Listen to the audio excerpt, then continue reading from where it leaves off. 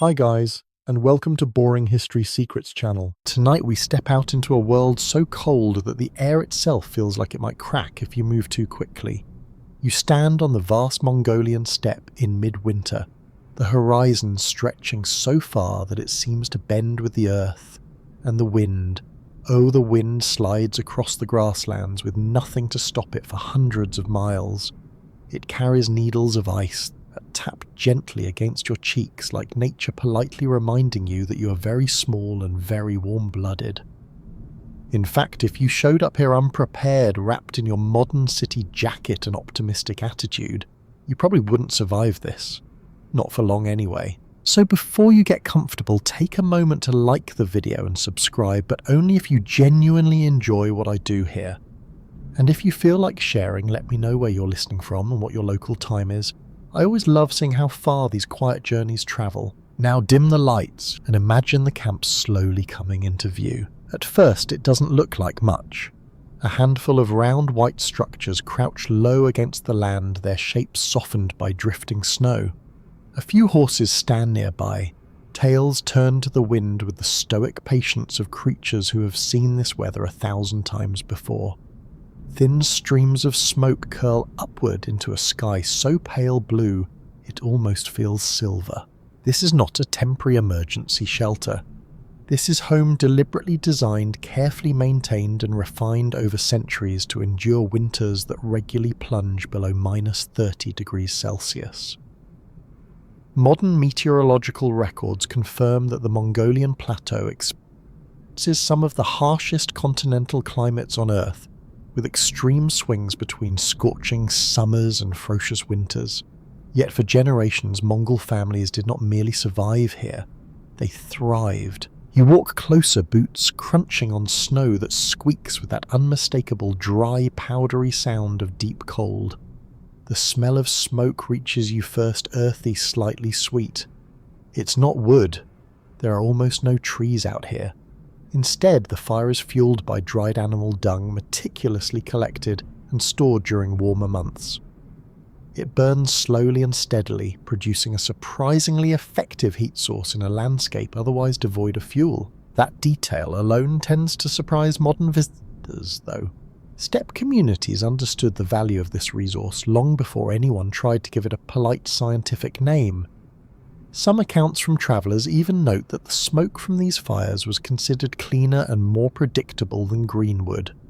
A quirky historical aside mentions that newcomers sometimes spent their first few days as trying unsuccessfully to avoid sitting near such fires, only to become fiercely protective of them once they understood how essential they were.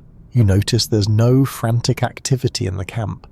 No one is rushing around dramatically battling the cold. Instead, everything feels measured, calm, almost routine. That's because winter here is not treated as an emergency. It's treated as a season with rules. And the Mongols know those rules intimately. Historians continue to debate exactly how much of this knowledge developed through trial and error versus careful cultural transmission, but what's clear is that survival depended on anticipation, not reaction. Every decision from where to place a shelter to how to tether animals was made with the expectation that winter would arrive, stay longer than anyone wanted and test every weakness. You pause to listen. There's very little sound. The steppe in winter absorbs noise like a blanket. A horse snorts softly. Somewhere leather creaks. The fire murmurs. Compared to modern life with its endless hum of electricity and engines, the quiet feels enormous. And that quiet mattered. Without storms constantly battering forests or cities, Mongols could detect subtle environmental cues, a shift in wind direction, the texture of snow underfoot, even how animals behave before a temperature drop. This sensitivity to surroundings wasn't poetic romanticism, it was practical awareness sharpened by necessity. You duck slightly and step inside one of the round tents, the gur, though many people know it, by the Russian word yurt. Immediately the temperature changes. Not tropical, not even especially warm, but astonishingly less hostile. The air holds a gentle, steady heat that wraps around you like a thick coat. The structure works because of elegant simplicity. A circular lattice wall layers of felt made from sheep's wool, and an outer covering that blocks wind while allowing the building to breathe. Archaeological and textual evidence shows that variations of these portable dwellings have been used across Inner Asia for at least 3 millennia. Their insulation is so effective that the difference between inside and outside temperatures can feel almost miraculous. You sit and someone hands you a bowl of hot salty milk tea, su te tsai. The taste is unfamiliar if you're used to sugary drinks. It's rich, slightly savoury, deeply warming, more fuel than refreshment. Everything about steppe winter culture leans towards sustaining heat inside the human body. Interestingly, one lesser-known anecdote from early envoys describes visitors being startled by how frequently they were encouraged to drink such tea. Declining was seen not as rudeness, but as a misunderstanding, like refusing gloves in a blizzard. Because here warmth is not a luxury, it is a shared responsibility. The chair's layout reflects that idea.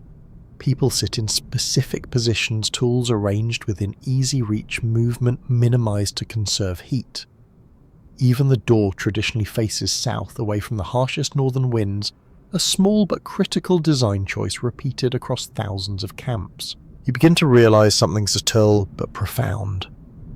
Mongol winter survival was never about conquering nature, it was about alignment.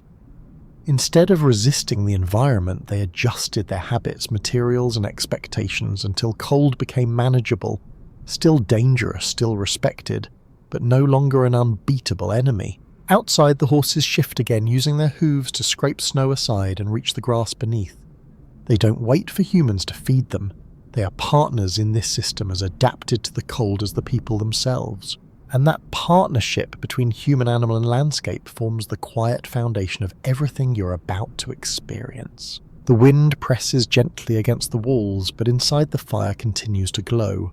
No panic, no drama, just practiced endurance repeated year after year, generation after generation. You settle in, listening to the low crackle, feeling warmth slowly return to your fingers, and begin to understand that surviving the coldest winters on Earth was not a single trick or invention. It was a way of life. You sit a little closer to the fire, noticing how no one here seems bundled in the chaotic, bulky way modern winter clothing often forces you to be.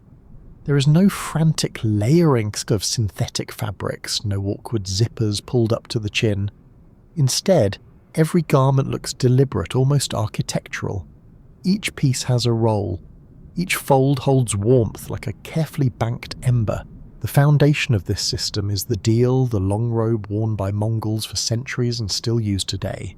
Historical records from the era of the Mongol Empire describe these garments as standard attire, for men and women alike, designed to function across seasons, but adapted with heavier materials for winter. The deal wraps across the body rather than opening straight down the middle, which prevents wind from slipping inside. It fastens at the side, creating a seal that traps heat close to the torso. You run your hand across the fabric. It is thick, slightly coarse, and surprisingly soft underneath. Wool dominates the inner layers because wool retains warmth even when damp and creates tiny air pockets that act as insulation. Long before laboratory tests explained this property, nomadic herders had already trusted it with their lives. Underneath the outer robe are additional layers, but they are not random. They're arranged so that moisture can move outward while warmth stays in. This prevents sweat from freezing against the skin, which would be far more dangerous than the cold itself. It is a system based on balance, rather than sheer bulk. Some scholars have suggested that this understanding of thermal regulation developed purely through observation of animals, especially sheep and goats, whose winter coats manage both insulation and ventilation. Others caution that we may be oversimplifying and point to the likelihood of gradual experimentation across generations. Historians still argue whether these clothing traditions emerged from deliberate innovation or from countless small adjustments that accumulated over centuries. You notice the sleeves are long enough to cover the hands completely when needed. Gloves exist, of course, often made of fur, but the deal itself can serve as the emergency protection. When temperatures plunge suddenly, a person can tuck their hands inside the robe without interrupting work. Even the belt plays an important role. is not just there to keep the garment closed. Wrapped tightly around the waist, it helps support the lower back during long hours on horseback and creates a pocket of warmer air in the upper body. Many Mongols carried small tools, food or fire starters tucked into this belt, using body heat to keep essential items from freezing. You shift slightly and notice your posture changing as you imagine wearing such clothing. The design encourages upright movement, conserving energy. Modern parkas often make you feel like you're hauling around a sleeping bag. The deal works with the body instead of against it. Fur becomes the outer defense when the cold deepens. Different animals provide different advantages. Sheepskin offers excellent insulation for everyday use. Fox and wolf fur resist frost buildup in harsher conditions. Boots lined with felt and hide create a barrier so effective that travellers once wrote in astonishment about walking across frozen ground for hours without losing sensation in their feet. One curious detail recorded in a 19th century travel diary claims that some herders preferred boots slightly oversized so they could add extra felt layers depending on conditions. It sounds suspiciously like an early version of adjustable winter gear. The difference is that nothing here relied on factory precision. Everything could be repaired, modified or replaced using materials at hand. You glance toward the doorway where a pair of boots rests upside down on a rack. This is not accidental. Turning them prevents frost from collecting inside and allows any trapped moisture to escape. Small habits like this made the difference between comfort and frostbite. There is also the hat. You cannot ignore the hat. Thick fur lined often with ear flaps, it protects the head where heat loss can be significant. Mongol headwear varied by region and tribe, yet all shared the same purpose of conserving warmth, while remaining secure in fierce winds. Riders needed hats that would not blow away during a gallop across open steppe. Mainstream historical evidence shows that Mongol soldiers wore similar layered clothing beneath their armour during the 13th century campaigns. Contrary to the image of lightly dressed warriors racing through snow, they were deeply insulated, allowing them to endure conditions that immobilized opposing armies. You take a sip of the salty tea again, feeling how it complements the clothing rather than replacing it. Warmth here is cumulative. Fabric, fire, food and movement all contribute in small but steady ways. Another unexpected element is colour. Many winter deals were made in darker tones such as deep blue-brown or muted red. While partly aesthetic, darker dyes also absorb more solar radiation during daylight hours, adding a subtle but useful thermal gain. No one on the steppes spoke about absorption coefficients, yet the effect was quietly appreciated. There is something calming about how logical everything feels. No excess, no decoration without function. Even beautiful embroidery often reinforces seams that endure heavy wear. As the fire shifts and settles, you realise these garments are more than clothing. They are portable shelters. Each person carries their own microclimate, a personal buffer against the vast cold outside. And this means survival does not depend entirely on staying indoors. A Mongol dressed for winter can ride herd repair equipment or travel for hours without catastrophic heat loss. Mobility remains possible, which is essential in a land where standing still can be more dangerous than moving. You begin to understand that warmth here is not about fighting winter with brute force. It is about engineering harmony between body and environment using materials drawn directly from the animals and landscapes that surround you. The door flap stirs slightly as someone enters, bringing with them a brief swirl of icy air that fades almost immediately once sealed again. No one reacts, the system works, the layers hold. Outside, the temperature continues its quiet descent, but inside the circle of wool, fur and careful design, the cold is kept patiently at bay. The warmth inside the gyre feels steady now, almost rhythmic, like the slow breathing of the structure itself. You begin to notice how intentional everything is, from the curve of the walls to the placement of the central stove. Nothing here is accidental. The entire shelter is a response to wind, cold, and the constant need to move without losing protection. From the outside, the gear appears simple. A low circular form white against the snow with a small chimney rising from the centre. Yet this design represents one of the most refined examples of portable architecture ever developed. Archaeological evidence suggests that similar round dwellings were used by steppe nomads as far back as the Bronze Age, evolving gradually into the form still recognisable today. You look up, the roof poles radiate outward from a central ring called the tuno, creating a pattern that resembles the spokes of a wheel.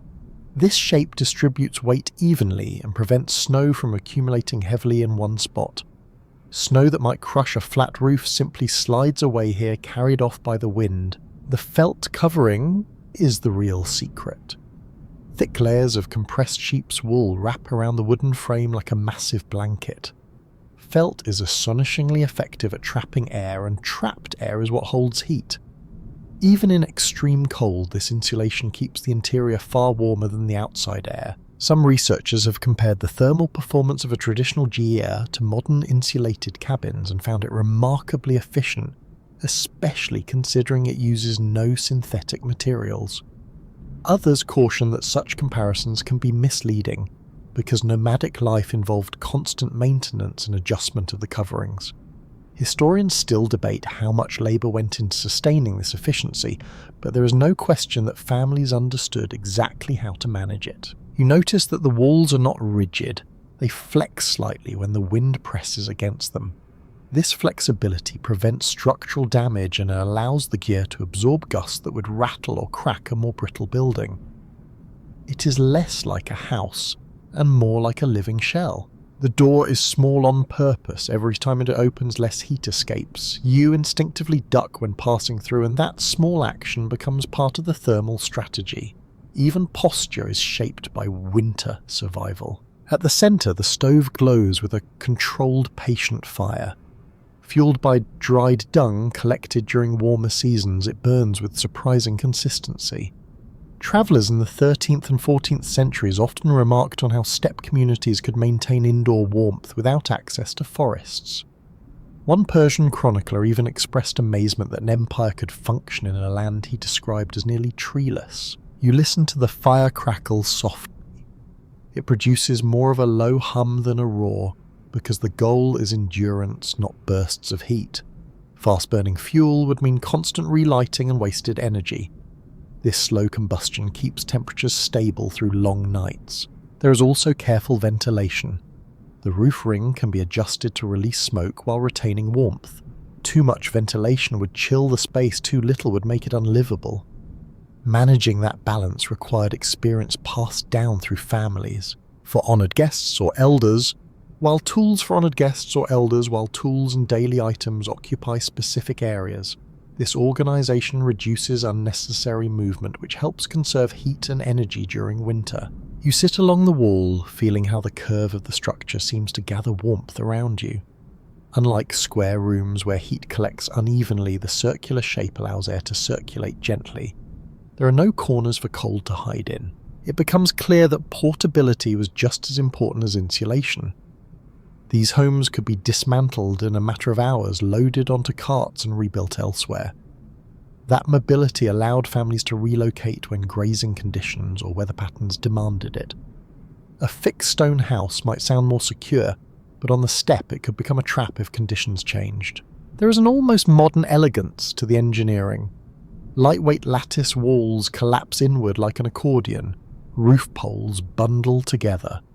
Felt layers roll into manageable sections. Everything is designed for transport by animals rather than machines. You imagine the process of setting up camp in winter. The frame rises first quickly assembled by practiced hands. Felt layers follow wrapped tightly to seal gaps.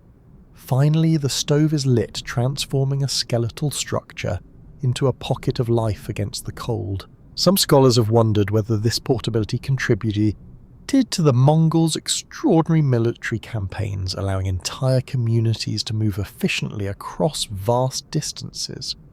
Others suggest the military adapted civilian technology rather than the other way around. The direction of influence remains an open question, one that continues to interest historians studying nomadic logistics. Outside, the wind intensifies, briefly brushing across the go with a soft rushing sound. Inside, you feel almost nothing change. The structure absorbs the disturbance, its layered skin diffusing the force. You realise that this shelter does not try to overpower winter. it negotiates with it. The gear offers just enough resistance to create comfort while remaining flexible enough to survive the season's violence. The fire shifts again. Someone adds another piece of fuel with unhurried precision. No one wastes motion. Every action is measured, calm, deliberate. In a landscape where temperatures can kill within hours, this quiet efficiency becomes a form of wisdom. The gear is not only a house, it is a tool, a strategy, and a companion to those who live within it. And as you sit in its warm circle, you begin to sense how architecture itself became one of the Mongols' greatest defences against the cold. You step back outside for a moment, bracing for the cold that presses in like a physical weight. The air feels sharper now, the kind that makes each breath seem smaller than the last. Yet just a few steps from the gear, you see the quiet source of its warmth continuing to solder in a shallow iron stove pipe. This is where survival truly begins, not with roaring bonfires, but with careful fire mastery in a land that offers almost no wood at all. On the Mongolian steppe, trees are rare visitors. Vast stretches of grassland provide fuel for animals, but very little for flames. So nomadic communities developed a solution that at first surprises modern sensibilities. They burn dried dung primarily from horses, sheep, goats, and cattle. It is collected during warmer months, shaped by hand and left to dry in the sun till it becomes dense, odourless fuel. Historical observers from as early as the 13th century recorded this practice with fascination. One envoy travelling through Mongol territories noted that caravans carried bundles of dried dung just as carefully as they carried food. To outsiders it seemed unusual, but to steppe families it was as ordinary as stacking firewood beside a cabin. You crouch near a pile prepared for use. The pieces are light, almost fibrous, and surprisingly clean. Once dried, they burn with a steady, even heat and produce less smoke than many types of green wood. The fire is not meant to blaze dramatically, it is meant to last. This slow, controlled burn is essential during winters when relighting a fire repeatedly would waste precious energy and risk exposure to the cold. Instead, embers are preserved overnight, carefully shielded so that morning warmth can be coaxed back to life without starting from nothing. Some environmental historians point out that this fuel system was remarkably sustainable, recycling what animals naturally produced while leaving the fragile grasslands intact. Others question whether heavy reliance on dung may have affected soil nutrients near large encampments. The long-term ecological balance of this practice is still discussed in academic circles. You notice how intentionally the fire is handled. No one tosses fuel carelessly. Each addition is timed, placed, adjusted. Fire here is less about comfort and more about continuity.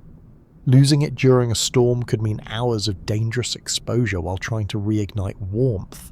There is even an art to how the fuel is stacked. Pieces are arranged to allow airflow without letting the flame grow too quickly. A fast fire consumes resources. A patient fire protects life. A lesser-known anecdote from Russian travellers describes families carrying small containers of glowing coals when moving camp in winter, ensuring they could restart their hearth immediately upon arrival. Imagine transporting fire across frozen plains like a living heirloom. It gives you a sense of how central this element was. You extend your hands toward the heat, feeling it spread slowly through your fingers. It is not intense, it is persistent. That persistence is what matters in a place where nights can stretch endlessly and temperatures can plunge without warning. Fire also shaped daily routines. Meals were cooked efficiently, tools warmed before use, and water melted gradually rather than in wasteful bursts of heat. Every action revolved around conserving fuel and maintaining balance between warmth and supply. Mainstream historical research confirms that Mongol armies relied on the same methods during winter campaigns. Portable stoves and dung fuel allowed soldiers to travel without dependence on forests, giving them a logistical advantage over opponents who needed timber for survival. This ability to generate heat anywhere on the steppe helped sustain long-range mobility even in freezing conditions. You glance across the camp and see thin columns of smoke rising from several gyrs, each one signalling a carefully managed hearth. The smoke drifts low and slow, never the towering plumes you might expect from large fires. Subtlety again proves more effective than spectacle. There is also a social dimension to these fires. Families gathered close, sharing warmth as well as conversation. Sitting together reduced the amount of fuel needed since body heat contributed to the overall temperature. The fire became a centre not only of cooking, but of storytelling, planning and quiet endurance. Some anthropologists suggest that this constant proximity strengthened communal bonds during long winters, reinforcing cooperation essential to nomadic survival. Others argue that the harsh environment itself enforced closeness whether people preferred it or not. Either way, the hearth became both practical and symbolic. You notice that ashes are never discarded carelessly. They are saved, sometimes used to help insulate surfaces or manage ice around the camp. Even the remnants of fire have value here. The wind shifts again, carrying a faint warmth mixed with the scent of smoke. It is a reassuring smell, one that tells everyone nearby that the system is working, that heat continues to exist despite the vast cold pressing in from all directions. Standing there, you realize that Mongol winter survival depended not on finding fuel, but on redefining what fuel could be. By turning animal byproducts into energy, they freed themselves from geographic limitations that would have trapped other societies. You take one last look at the glowing stove before stepping back toward the gear, understanding now that every small flame on this frozen steppe represents foresight months in the making, and inside that stored sunlight from summer grass continues to burn, keeping winter at a respectful distance. As you re-enter the gyre, brushing frost from your sleeves, you notice that not all warmth comes from fire or fabric. A large part of survival here is standing just outside, quietly stamping at the snow with calm determination. The horses are feeding. At first glance, it seems improbable. The ground is frozen hard enough to ring when struck, yet these compact Mongolian horses lower their heads and scrape through the snow with strong, deliberate hooves. Beneath that white crust lies dry winter grass preserved by the cold like food in a natural freezer.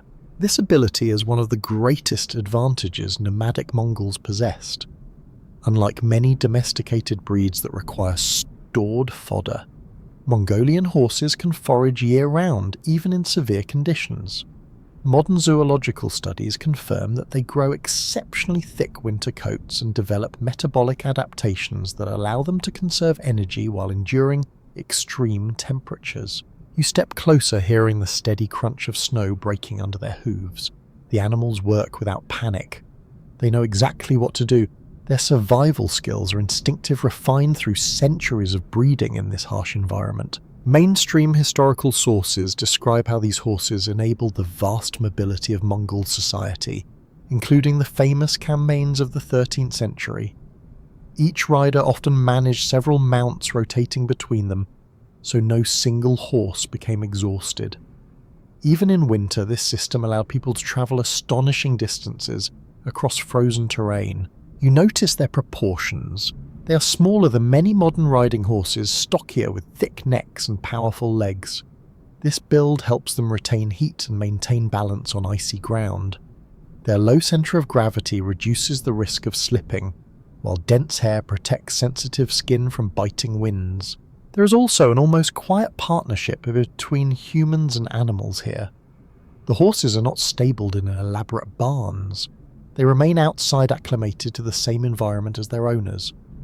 Bringing them into warm enclosures would actually weaken their cold tolerance. Some researchers have suggested that this constant exposure created one of the toughest equine populations on Earth. Others question whether romantic descriptions exaggerate their resilience, noting that severe winters known as dzud could still devastate herds. The exact limits of their endurance remain a subject of ongoing study. You watch a foal press close to its mother, using her body as a shield against the wind. That simple act mirrors what people do inside the gyre. Survival strategies repeat across species. A curious historical tidbit comes from European observers who were astonished that Mongol riders could sleep in the saddle during long journeys, trusting their horses to navigate familiar routes even in poor visibility. Whether fully accurate or slightly embellished, the story reflects the extraordinary level of trust placed in these animals. The relationship goes beyond transportation. Horses provided milk which could be fermented into airag during warmer months, and their dung, as you already saw, became critical winter fuel. In a sense, the animals help generate both food and fire. You run your gloved hand along a horse's flank. The coat feels almost layered with coarse outer hair shedding snow while a dense undercoat traps warmth. Nature's insulation system rivals any human-made garment. This design also allows moisture to escape, preventing ice from forming against the skin. A wet animal in these temperatures would quickly lose heat, so evolution favoured coats that manage both protection and ventilation. The herd shifts slowly as the wind changes direction. They instinctively turn their backs to it, minimising exposed surface area. Mongol herders often mirrored this behaviour when resting outdoors, aligning themselves with the animal's orientation to reduce heat loss. There is a rhythm to this coexistence. Humans depend on horses for mobility and resources. Horses depend on humans for guidance, protection from predators, and selective breeding. Together they form a system capable of enduring winters that would isolate less adapted societies. Historians often emphasize cavalry tactics when discussing Mongols, but the deeper story is logistical. Without these hardy animals, winter travel across the steppe would have been nearly impossible. Armies, trade caravans, and migrating families all relied on equine endurance. You notice that even now no one rushes to interfere with the horses' feeding. The animals manage themselves. That independence reduces the labour humans must expend in the cold, conserving precious energy for other tasks. Snow continues to fall lightly, dusting their backs. Instead of melting, it rests there, an additional insulating layer. The horses look almost sculpted from the landscape itself. One anthropologist once remarked that to understand Mongol winter survival, you must see the herd as an extension of the household rather than separate livestock. That observation feels accurate as you stand among them, listening to the quiet tearing of grass beneath snow. Eventually you step back toward the air again, carrying with you the realization that warmth on the steppe does not come from isolation. It comes from interdependence, from systems where humans, animals, and environment function together. Inside, the fire continues its steady glow. Outside, the horses keep digging, tireless and sure, turning frozen ground into sustenance. And between those two circles of life, winter loses much of its power. Back inside, a pot now rests near the stove, giving off a gentle, savoury aroma that feels heavier than the smell of the smoke outside. Winter on the steppe is not a time for delicate flavours or decorative meals. It is the season defined by calories, density, and endurance. You are about to understand that food here functions less like cuisine and more like carefully measured fuel. A bowl is handed to you. Inside is a thick stew made from mutton fat and perhaps a few stored root vegetables if the family has them. The surface glistens slightly. That sheen is not excess, it is survival. Nutritional studies of traditional Mongolian diets show that winter meals were intentionally high in fat and protein. These nutrients digest slowly, releasing energy over long periods and helping the body maintain core temperature. In an environment where burning calories literally keeps you alive, such richness becomes essential rather than indulgent. You take a cautious sip. The taste is simple, almost elemental. Meat, salt, warmth. Nothing distracts from the purpose of sustaining you. Historical accounts from travellers often mention their surprise at how little grain was eaten compared to agricultural societies. Herding cultures relied primarily on animal products, especially during winter when crops were unavailable. This reliance shaped not only diet but migration patterns and herd management. Some scholars have argued that this meat-heavy diet contributed to the physical stamina often attributed to Mongol riders.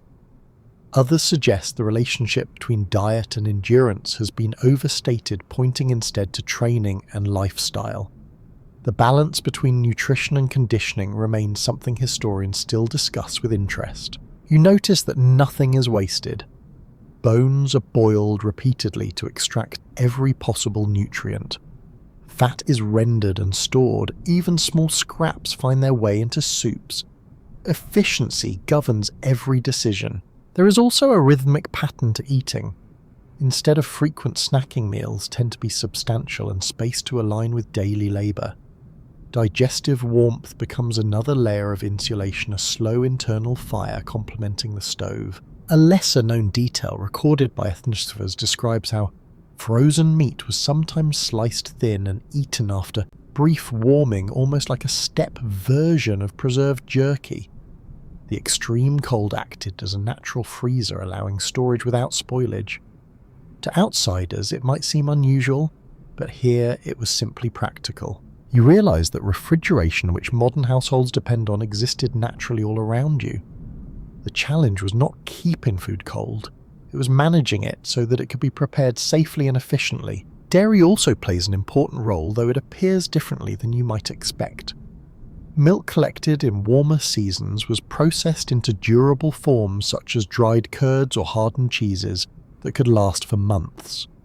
These could be softened in hot liquids when needed, restoring both texture and nourishment. The salty milk tea you tasted earlier now makes more sense. It provides hydration minerals and warmth all at once. The salt helps the body retain water, which is critical in cold climates where dehydration can happen quietly without the obvious cue of sweating. You hear someone ladle more stew into bowls, the motion unhurried, almost meditative. Cooking here is rarely rushed. Rapid boiling wastes fuel. Slow simmering extracts more energy from the same resources. Anthropologists studying nomadic foodways often note that communal meals reduced overall consumption by encouraging sharing rather than individual portions.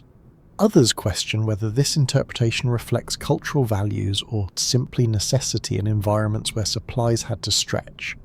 Either way, eating together conserved both heat and provisions. Outside, the wind hums faintly against the gurwalls, but inside, the act of eating creates its own warmth.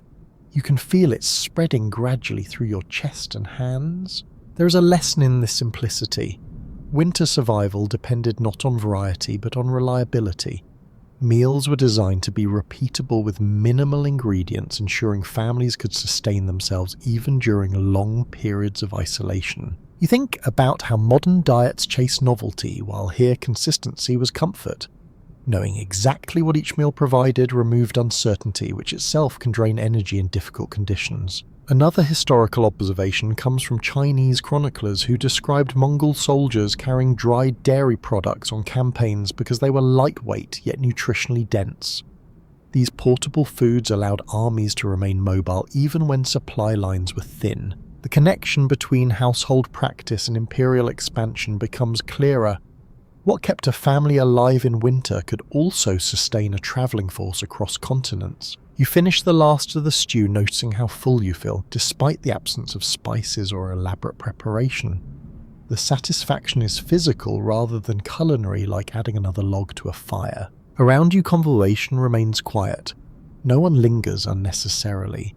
Energy is conserved movements, deliberate warmth maintained. Here, nourishment is another form of shelter. And as the bowls are set aside and the steady glow of the stove continues, you understand that surviving winter required feeding the body as carefully as tending the flame. The meal finished, you notice that nothing is put away in the casual manner you might expect at home. Every remaining scrap is handled with intention. Storage during a Mongolian winter is not just about keeping food safe. It is about transforming it so that freezing temperatures become an ally rather than a threat. Near the wall of the yurt, several small sacks and containers are stacked neatly. Inside them are preserved dairy products prepared months earlier during the abundance of summer. One of the most important is arul dried curds made by boiling milk, separating the solids and allowing them to harden into dense pieces that can last for extraordinary lengths of time. Modern food historians often highlight arul as an ingenious preservation method because it requires no salt, no refrigeration, and no sealed containers. Once dried by wind and sun, the curds become naturally shelf-stable. In winter, they can be eaten as they are or softened in hot tea or soup to restore their texture. You hold one in your hand, it is firm, pale, and surprisingly light. At first it seems too hard to be edible, but after soaking briefly it softens into something both tangy and nourishing. This transformation allows families to carry summer nutrition straight into the coldest months. There is something quietly satisfying about the idea that food prepared under warm skies continues to sustain life when the land turns white. Another preserved staple is butter, sometimes stored in animal skin containers, where it remains usable despite freezing conditions. Fat does not spoil easily in the cold, and it provides an immense amount of energy. Even small amounts added to tea or stew increase the body's ability to resist heat loss. Some scholars have suggested that Mongolian dairy preservation techniques may have influenced neighbouring regions through trade and cultural exchange. Others caution that similar methods developed independently among many pastoral societies. The exact pathways of knowledge transmission remain uncertain, and historians continue to explore how these traditions spread across Inner Asia. You watch as someone retrieves a frozen block of something wrapped in cloth. It is meat that has been stored outside, naturally preserved by the air itself. Instead of thawing it completely, they shave thin slices and add them directly to a pot. This method reduces fuel use while still allowing the food to cook safely. A curious observation recorded by early travellers describes winter camps where entire carcasses were kept frozen upright, almost like wooden posts, until needed. While that image may sound dramatic, the climate certainly made such storage possible. The cold here functions like a vast pantry. Unlike warmer regions where preservation requires constant intervention, the steppe offers a stable, predictable freeze that families learn to manage with remarkable precision. You begin to notice how timing plays a role. Foods are prepared not only for immediate use, but for how they will behave months later. Summer labour echoes into winter survival. This seasonal foresight required deep familiarity with animals and their cycles. Milk production, slaughtering schedules and drying periods were all coordinated so that nothing spoiled and nothing ran out too soon. Anthropologists studying nomadic lifeways often emphasise that such planning replaced the agricultural calendar used by settled societies. Instead of planting and harvesting crops, herders manage flows of animal resources. Others argue that this distinction can be overstated because both systems demanded careful anticipation. Either way, preparation determined whether winter would feel manageable or merciless. You sip more hot tea now enriched with softened curds. The taste is slightly sour but comforting. Each ingredient seems designed to last, to endure, to wait patiently until needed. Even water follows this logic. Snow and ice are collected and melted gradually rather than stored as liquid, since frozen reserves are less vulnerable to contamination. The environment itself becomes a storage technology. A small but telling habit involves hanging certain foods in cloth bags near the roof of the gyre. Their gentle warmth from the stove keeps them from freezing rock hard while still preserving them. It is a delicate balance maintained without thermometers or timers. The more you observe, the clearer it becomes that Mongol winter survival relied on continuity, rather than sudden effort. Families did not scramble once the cold arrived. They entered the season already equipped with months of preserved nourishment. You think about how modern households fill freezers without much thought, while here the freezer was the entire landscape managed through tradition and observation. Outside, the pale light of afternoon begins to fade earlier than you expect. Winter days are short, encouraging people to organise tasks efficiently and retreat indoors before darkness deepens the chill. Inside, the preserved foods rest quietly, each one a stored memory of summer grass, grazing animals and warmer winds. And as you settle back near the stove, you understand that on the Mongolian steppe, survival meant carrying the past forward, transforming fleeting abundance into steady winter strength. Later, when you expect everyone to remain settled inside the warm circle of the gyre, there is movement instead. Saddles are checked, ropes are gathered. A few people prepare to leave camp despite the deepening cold. At first, it seems counterintuitive.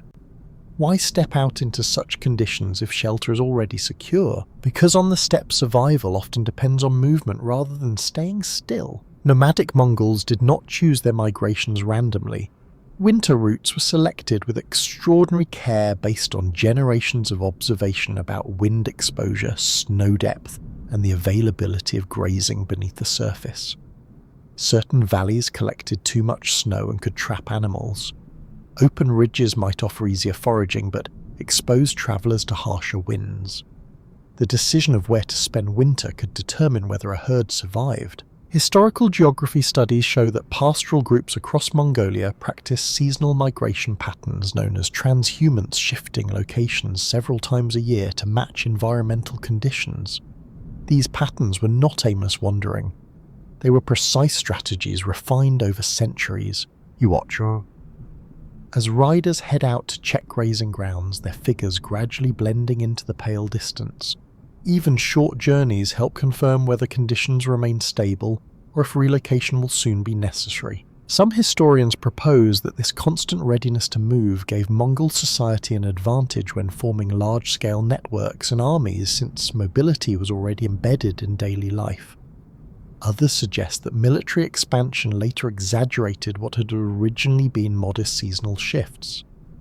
The scale of these migrations continues to spark discussion among scholars. Inside the Jia, those who remain reorganize supplies in subtle ways, preparing for the possibility of travel without announcing it outright. Equipment is kept accessible. Loads are balanced in advance. If a sudden storm threatens livestock or blocks grazing, the entire camp can be dismantled with impressive speed. You realize that flexibility is a form of insulation. Instead of building permanent walls against winter, Mongols built routines that allowed them to sidestep its worst effects. A small historical anecdote tells of caravans that deliberately travelled during very cold periods because frozen rivers and marshes became easier to cross. Conditions that immobilized others could open new pathways for those who understood them. You step outside briefly and notice how the landscape feels less like an obstacle and more like a map filled with seasonal instructions. Snowdrifts reveal prevailing winds. The firmness of the ground hints at what lies beneath. Even the behavior of animals signals whether weather will remain calm. Anthropologists often describe this as environmental literacy, a deep familiarity with subtle changes in terrain and climate. Some scholars argue that calling it literacy risks imposing modern terminology on traditional knowledge, yet the comparison helps explain how much information people could gather simply by observing their surroundings. Movement also helped conserve resources. Remaining too long in one place could exhaust nearby grazing, forcing animals to dig deeper through snow and lose energy. By relocating before conditions worsened, families protected the health of their herds and reduced the risk of starvation. You see returning riders now bringing news that will guide the next decisions. Conversations remain measured. No one dramatizes the cold. They discuss distances, snow cover, and animal condition in the same tone someone elsewhere might discuss traffic or weather forecasts. There is comfort in this practicality. Winter is not treated as an enemy to defeat, but as a factor to navigate. Even the construction of the Jia reflects this philosophy. Its portability ensures that no family becomes trapped by attachment to a single location. Home is where conditions allow life to continue. You imagine the quiet efficiency of an entire camp packing before dawn. Lattice frames collapse, felt coverings are rolled, household items are secured onto carts pulled by animals accustomed to the task. Within hours, what looked like a permanent settlement becomes open steppe again. Mainstream historical accounts of Mongol campaigns describe similar scenes on a much larger scale where entire armies could relocate swiftly without losing cohesion. The same skills used by families ensured that soldiers could operate in environments others considered impassable. A curious detail from travel writings mentions that even dogs accompanying the camps learned migration rhythms, moving instinctively with herds and wagons. Every living part of the community adapted to motion as a normal state. As evening settles, the riders finish their reports and the camp relaxes, once more reassured that relocation is not yet necessary. Still, the readiness remains like a packed bag waiting quietly by the door. You return to the warmth inside, understanding now that survival on the frozen steppe was never about enduring cold in one fixed place. It was about knowing when to stay, when to move, and how to carry life with you wherever you went. And in that balance between shelter and motion, the Mongols found a way to live through winters that might otherwise have stopped them entirely. Night approaches with a slow blue dimming of the sky, and you notice that people step outside more often now, not less. They are watching, not staring idly into the distance, but studying the horizon, the clouds, even the behavior of the animals. On the steppe, Predicting weather is as critical as clothing or shelter. Without instruments, thermometers, or satellite forecasts, Mongol herders relied on careful observation passed down through generations. Certain cloud formations signaled approaching snow. A sudden stillness in the air could mean a storm gathering strength beyond the horizon. Even the way frost formed on the ground offered clues about overnight temperatures. Modern climatologists have confirmed that rapid weather changes are common in Mongolia's continental climate, where clear skies can give way to fierce blizzards within hours. This unpredictability made environmental awareness essential. Missing a warning sign could leave herds exposed or travelers stranded. You follow someone's gaze toward the west, where a faint halo surrounds the moon. That glow, you're told, often indicates ice crystals in the upper atmosphere and the possibility of incoming snow. It's not superstition, but accumulated experience shaped by countless winters. Some historians suggest that steppe communities developed one of the most detailed oral traditions of weather knowledge in the pre-modern world. Others caution that we must be careful not to romanticize this expertise, noting that even skilled observers could not prevent disasters entirely. The reliability of traditional forecasting remains a topic scholars continue to explore. You listen as quiet discussions unfold. There is no dramatic announcement, just shared interpretation. People compare what they see with what they remember from previous seasons. Memory functions as a living archive. Animals contribute their own signals. Horses bunch together more tightly when severe cold is coming. Dogs grow restless before storms. Even livestock grazing patterns can hint at pressure changes in the atmosphere. A small but fascinating detail recorded by ethnographers describes herders tossing handfuls of snow into the air to watch how it falls. The speed and direction of the drifting crystals help them judge wind strength at different heights. It is a simple act, yet full of information. You try it yourself, releasing a small spray of powder. The flakes scatter quickly, vanishing into the dusk. Even that brief motion tells a story about currents you cannot see. This constant reading of the environment shaped decision-making at every level. Camps were positioned to avoid prevailing winds. Travel was timed to exploit stable weather windows. Herd movements adjusted to avoid ice crusts that animals could not break through. Mainstream historical sources indicate that Mongol military leaders applied similar observational skills when planning winter maneuvers. Understanding wind direction and snowfall patterns allowed them to move forces with surprising precision, sometimes catching opponents unprepared. You begin to realize that knowledge itself was a form of protection as valuable as fur or fire. Inside the gyre, someone marks observations quietly in conversation, not on paper, but through repetition and storytelling. These spoken records ensured that lessons survived even without written systems. Anthropologists often describe this as experiential science, though some scholars argue that labeling it science risks overlooking its cultural and spiritual dimensions. Regardless of terminology, the results were practical and often life-saving. The air grows colder now, the kind of cold that sharpens sound. You hear the faint creak of snow shifting and the distant snort of a horse. Each noise feels amplified as though winter itself is listening. People return indoors, gradually satisfied that tonight's weather will remain manageable. The storm, if it comes, will wait. That knowledge allows rest, and rest conserves energy. You sit again near the stove, appreciating how much effort goes into understanding conditions you might otherwise ignore. Modern life often shields you from the need to notice such details. Here, awareness replaces technology. A historical anecdote tells of travellers who ignored local advice about an approaching storm and paid dearly for their confidence. Stories like that became cautionary tales, reminding us that humility toward nature was part of survival. The fire glows steadily as the last light fades. Outside the steppe stretches silent and immense, but no longer unknowable. It has been read, interpreted, and respected. And as you settle into the evening calm, you understand that winter could be endured not only through physical preparation, but through careful attention to the language of the land itself. The night deepens, and inside the gear the space feels smaller, though nothing has moved. People sit closer together now, not out of necessity alone, but out of habit shaped by generations. Winter on the steppe is endured collectively. Warmth is something shared. You notice how seating is arranged with quiet efficiency. Elders and guests occupy places of honor farther from the draught of the door, while those who rise frequently sit nearer the entrance. This pattern reduces the amount of cold air reaching the center each time someone steps outside. Even social structure has a thermal logic. Anthropological research into nomadic households has shown that communal living significantly reduced fuel consumption during harsh seasons.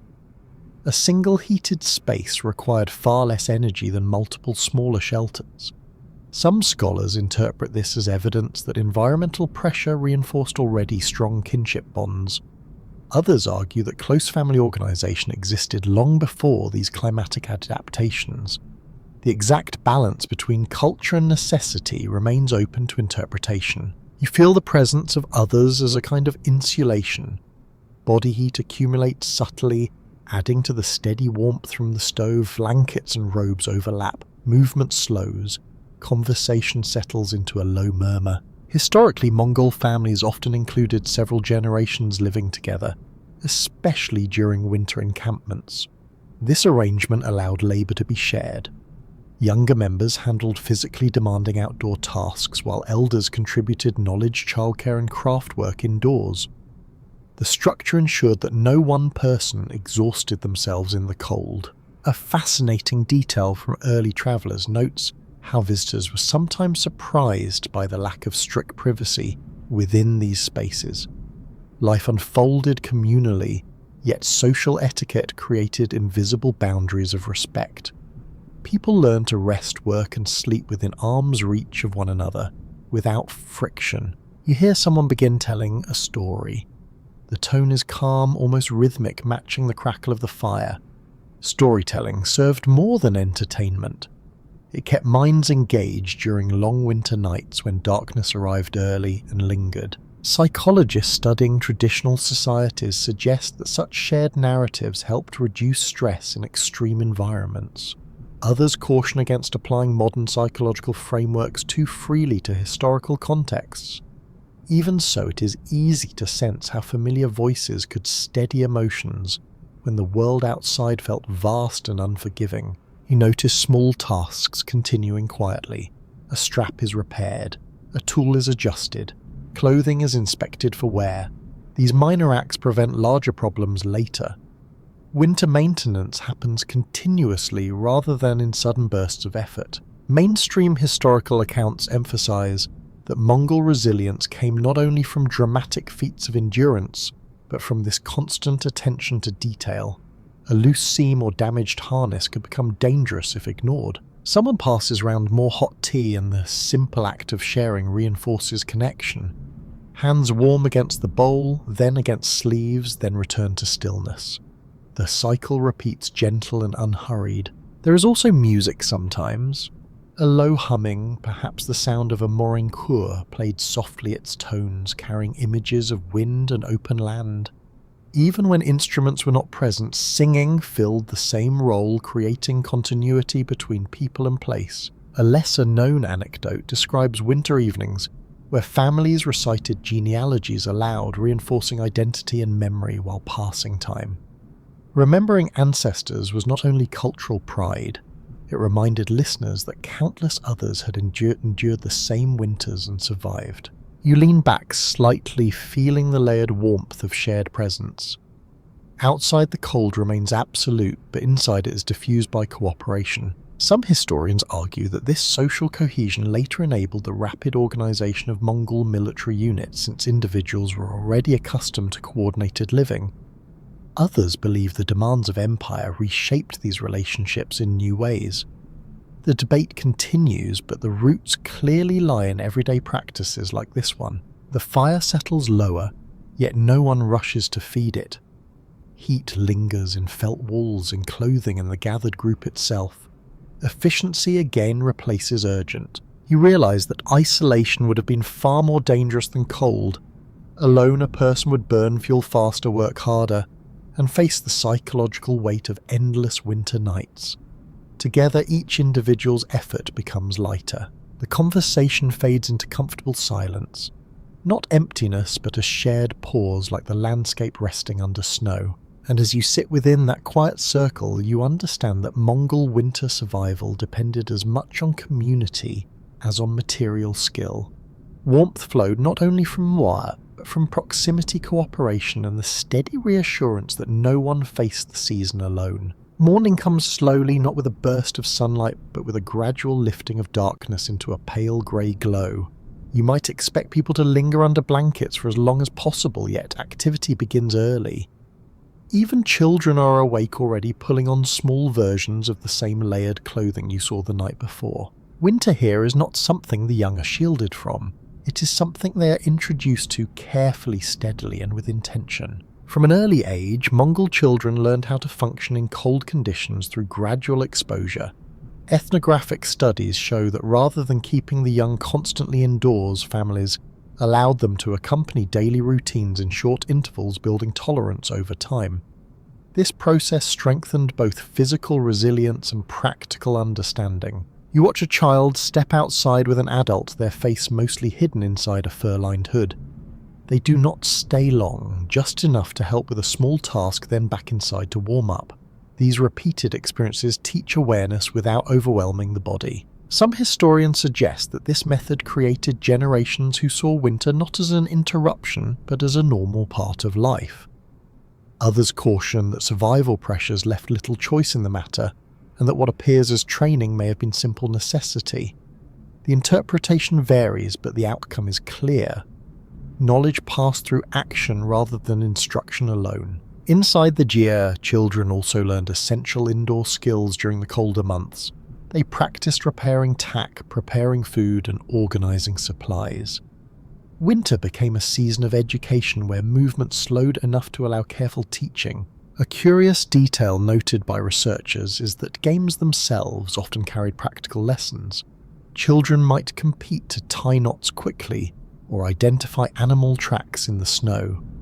Play and preparation blended together so naturally that the boundary between them nearly disappeared. You imagine how different this feels from modern childhood, where seasons change mostly outside windows rather than shaping daily responsibility. Mainstream historical accounts of Mongol society emphasize that even future warriors began life immersed in pastoral tasks.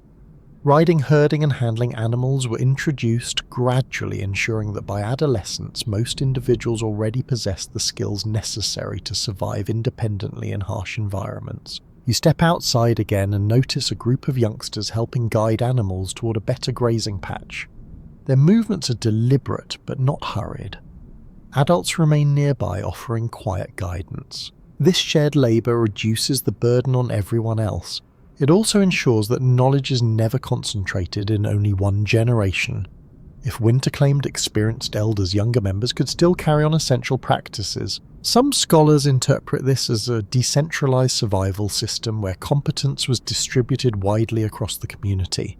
Others debate whether this distribution was intentional planning or simply the natural outcome of nomadic life. The discussion continues among historians studying resilience in pre-modern societies. You hear laughter quick and bright in the cold air. Even here there is room for moments of lightness. Psychological endurance mattered as much as physical adaptation. An anecdote recorded by a 20th century observer describes children racing across frozen ground with astonishing agility, their heavy clothing somehow never slowing them.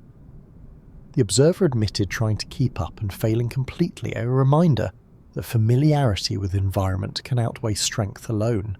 Back inside, one of the elders demonstrates how to mend a tear in a felt covering. A child watches closely, then repeats the action under supervision. Every repair skill learned now prevents heat loss later. Even small hands contribute to maintaining the Jia's protective shell. You realise that winter becomes a classroom without walls, its lessons carried through repetition rather than lectures. The stove crackles gently as another piece of fuel is added. Someone checks the thickness of the felt layers near the entrance.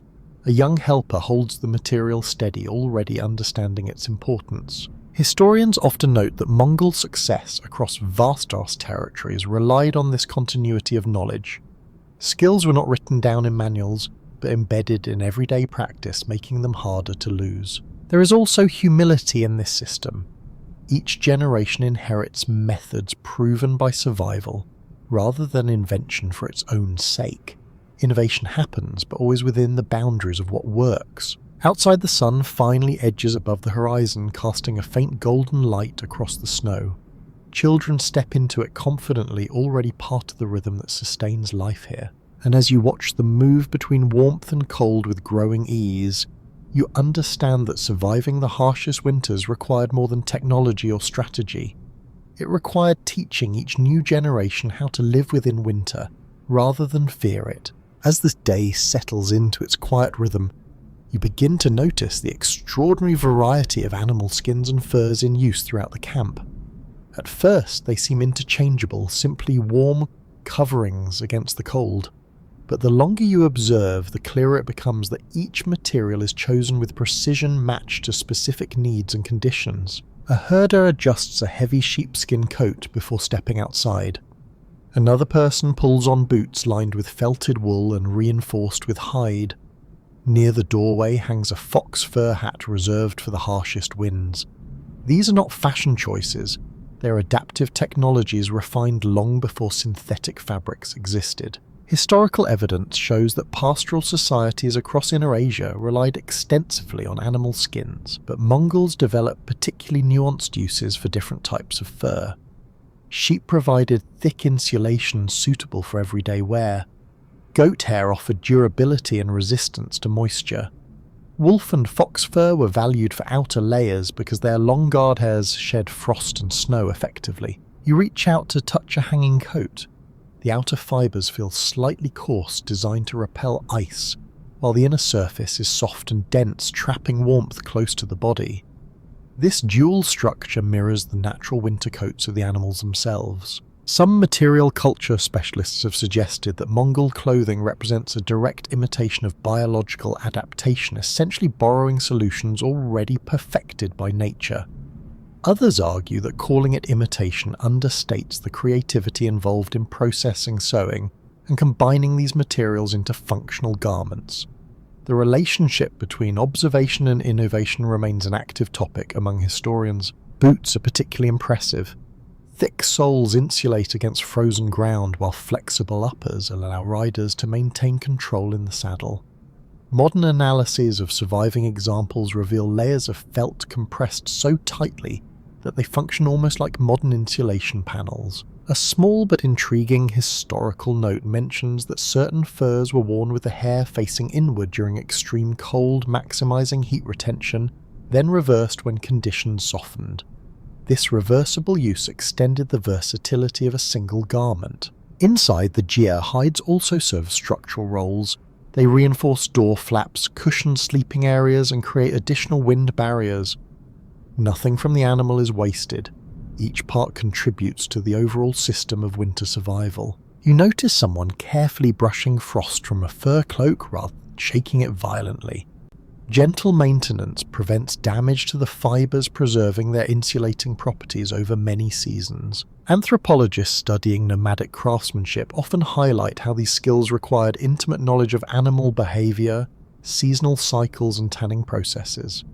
Others caution that much of this expertise was so commonplace within the culture that it left little written documentation, making reconstruction difficult.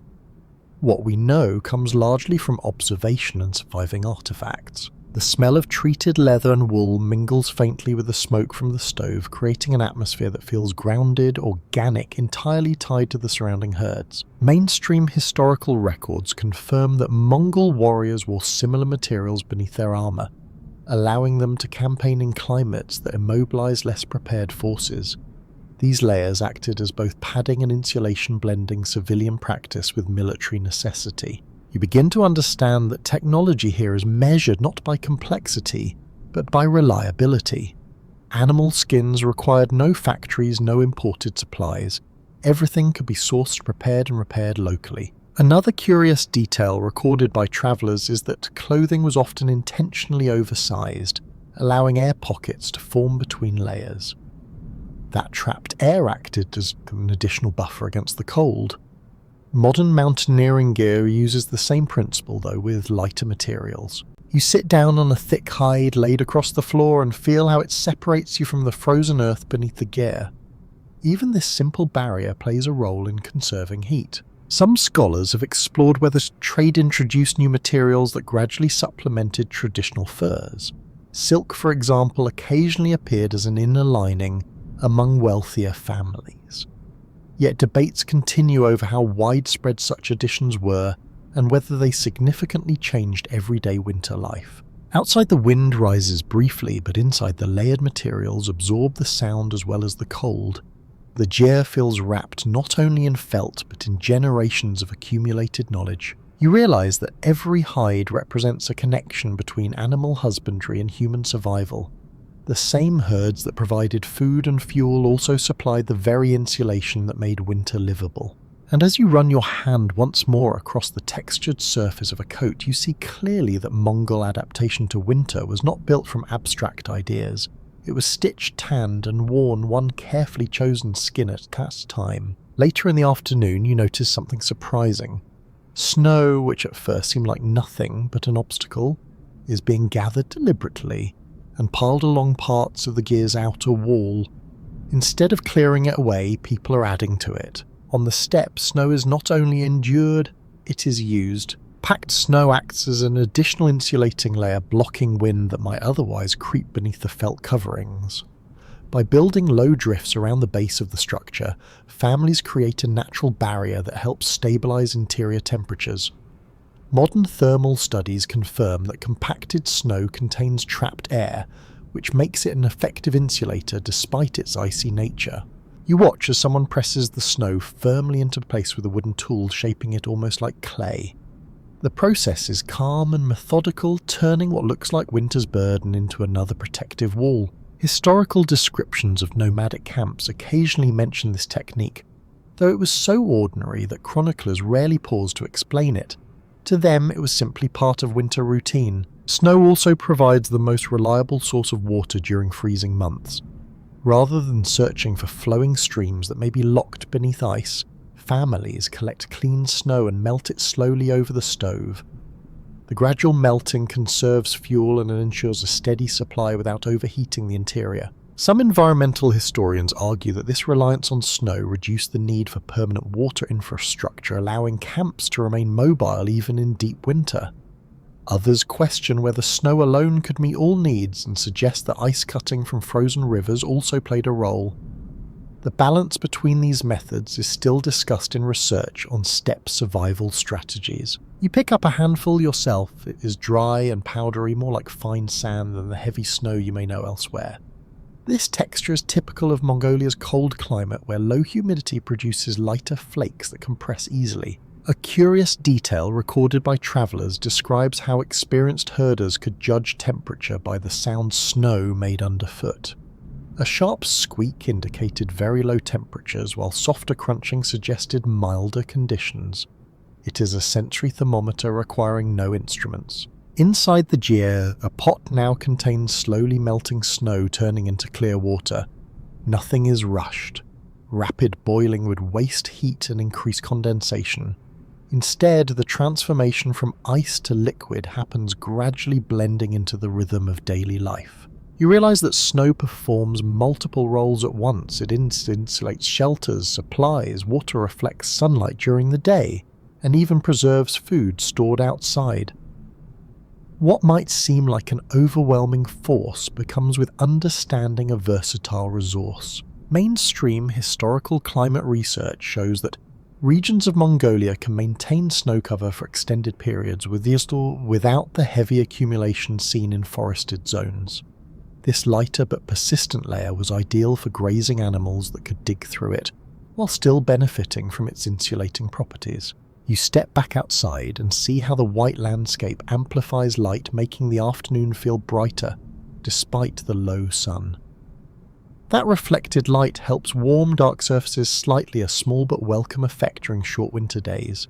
Anthropologists often describe nomadic adaptation as a process of reframing environmental challenges into usable elements. Some scholars caution that this phrasing risks sounding too deliberate, reminding us that such practices evolved gradually rather than through conscious design. Still, the ingenuity is undeniable. You notice children helping shape the snowbanks, turning the work into something almost playful, while still contributing to the camp's protection. Their laughter drifts across the open space, briefly interrupting the quiet. Another historical observation tells of travellers who underestimated the usefulness of snow and attempted to clear it away entirely, only to find their shelters colder as a result. Experience taught what instinct alone might miss. The wind sweeps across the steppe again, but the packed snow holds firm, forming a low pale shield around the gyre. Inside, warmth remains steady. Standing there, you begin to see winter not as an adversary pressing inward, but as a material that can be shaped, gathered and understood. Snow becomes part of the architecture, part of the water supply, part of the rhythm that sustains life. And as the light begins its slow descent toward evening, the white ground around you no longer looks empty. It looks purposeful, quietly working alongside the people who know how to use it. As darkness returns and the cold sharpens once more, attention shifts toward one of the most delicate challenges of steppe winter life. Sleep. Rest is essential, yet lying still in such temperatures can allow warmth to slip away faster than during activity. The way people sleep here is carefully arranged to conserve every possible degree of heat. Inside, the gear bedding is brought out in layers. Thick felt mats are placed directly on the floor, first creating a barrier between bodies and the frozen ground beneath. Animal hides are spread over these mats, fur facing upward to trap warmth. Blankets follow, each one tucked with surprising precision rather than draped loosely. Historical accounts from travellers often remark on how structured these sleeping arrangements appeared. Families did not scatter randomly. Positions were intentional, forming a pattern that allowed shared warmth while avoiding drafts from the entrance. You are guided to lie down along the curved wall where heat circulates more evenly. The circular design of the gear prevents cold pockets from forming, making the perimeter a stable place to rest. Elders or young children are often placed between adults, benefiting from additional body heat. Some anthropologists describe this as a thermal community where sleeping bodies collectively function like a single heat source. Others suggest that closeness was simply practical in limited space, and that its insulating benefit may have been recognized gradually. The interpretation varies, but the effectiveness is clear the moment you settle in. Boots are not left randomly by the door. They are placed upside down or near gentle warmth so they will not freeze solid by morning. Clothing needed for the next day may even be kept close to the body overnight, preventing the shock of pulling on icy garments at dawn. You notice that no one undresses completely. Layers remain on loosened slightly, but never removed entirely. This allows quick movement if needed and maintains a consistent temperature through the night. A small yet fascinating detail recorded in ethnographic studies mentions that some families warmed stones near the stove and wrapped them in cloth to place at the foot of bedding. The stones released heat, slowly acting like natural warming devices long before anything resembling a hot water bottle existed. The stove itself is managed carefully before sleep. It is not allowed to burn out, but neither is it fed heavily. A modest sustained glow is preferred, enough to maintain background warmth without consuming too much fuel. Mainstream historical research confirms that managing overnight fires was considered a critical responsibility, often assigned in turns so someone remained alert to adjust fuel if needed. This shared vigilance prevented dangerous drops in temperature. You listen to the quiet, settling sounds of the gear as people arrange themselves. Fabric rustles.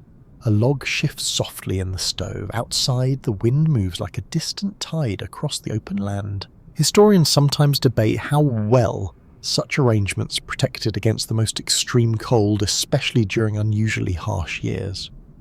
While evidence shows these methods were effective in ordinary winters, severe climate events could still test even the best preparations.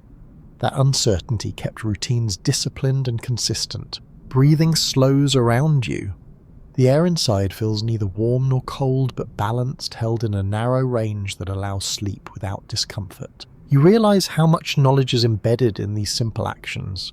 The placement of a blanket, the orientation of a bedroll, the decision to share space rather than isolate. Each choice contributes to survival in ways that might go unnoticed elsewhere. Another historical anecdote describes travellers who initially resisted sleeping so closely together, only to discover by morning that they had rested more comfortably than expected. Warmth, like many aspects of steppe life, was communal. The curved roof poles above seemed to cradle the space, and faint orange light from the stove flickers across them. It feels less like lying inside a building and more like resting within a carefully tended cocoon. Gradually, the sounds diminish. The camp grows still. Outside, the temperature continues to fall, yet within this layered arrangement of felt fur and shared presence, the cold is held at bay. And as you close your eyes, you understand that even sleep on the Mongolian steppe was designed with intention, turning vulnerability into another quiet form of resilience. Before dawn fully arrives, there is already movement again. Winter travel prefers these early hours when the snow surface is firm and easier for animals to cross. You step outside into a landscape that looks almost unchanged, yet those who live here read it like a familiar map. Landmarks that guide travel are rarely dramatic: a low ridge, a cluster of darker grass, the curve of a distant hill. In summer they might appear obvious, but under snow they become subtle variations in colour and shadow. Mongol herders memorised these features over years of seasonal movement, allowing them to navigate even when paths vanished. Historical sources from neighbouring civilizations often expressed amazement at how steppe riders could traverse enormous distances without written maps. Their knowledge was stored, mentally reinforced by repeated journeys along established migration routes. You follow a rider preparing to check part of the grazing range. There are no signposts, yet he moves with confidence, orienting himself by the slope of the land and the direction of the wind. In a place where storms could erase tracks within minutes, memory served as the most reliable guide. Some historians propose that this deep familiarity with terrain contributed directly to the strategic successes of Mongol armies, whose commanders could coordinate movements across vast areas with remarkable accuracy. Others caution that military logistics involved additional planning structures we do not fully understand. The relationship between pastoral navigation and imperial strategy remains a subject of debate. The snow itself contains information. Hard-packed areas suggest wind exposure, while softer drifts indicate sheltered ground where animals might struggle to feed. You learn to look not only at the surface, but at how light reflects differently across it. A lesser-known observation from travellers describes herders using the stars during long winter nights to maintain orientation, combining celestial cues with knowledge of landforms. This blend of astronomy and geography required no instruments, only clear skies and practiced attention. As you walk, the cold air feels sharper than yesterday, yet the pace remains steady rather than rushed. Efficient travel conserved strength. Every unnecessary step wastes energy that the body must replace with precious calories. Mainstream environmental studies confirm that steppe nomads often selected routes that minimized elevation changes, allowing animals to maintain endurance over long distances. Even small hills could become exhausting obstacles when covered in ice. You notice how riders adjust their course slightly to avoid a patch of crusted snow. Beneath such surfaces, grazing becomes difficult and hooves can slip. These decisions happen almost instinctively, guided by experience rather than calculation. Anthropologists studying nomadic orientation sometimes describe it as a landscape memory system where routes are remembered through stories, seasonal markers, and shared teaching. Others argue that this concept risks sounding overly abstract and that practical repetition alone explains the skill. Regardless of terminology, the outcome is extraordinary navigational accuracy. The horizon appears endless, yet it is not empty. Every contour holds meaning for those who know how to see it. You pause and look back toward the camp, now a small cluster against the white expanse. From a distance it seems fragile, but you understand how deliberately it has been placed within this environment. Travel in winter also reinforced communication between scattered groups. Families checked on one another, exchanged news, and ensured herds remained healthy. Mobility sustained social networks just as much as it supported grazing. Another historical detail comes from accounts of relay riding during the Mongol Empire, where messengers crossed immense distances using fresh horses at intervals.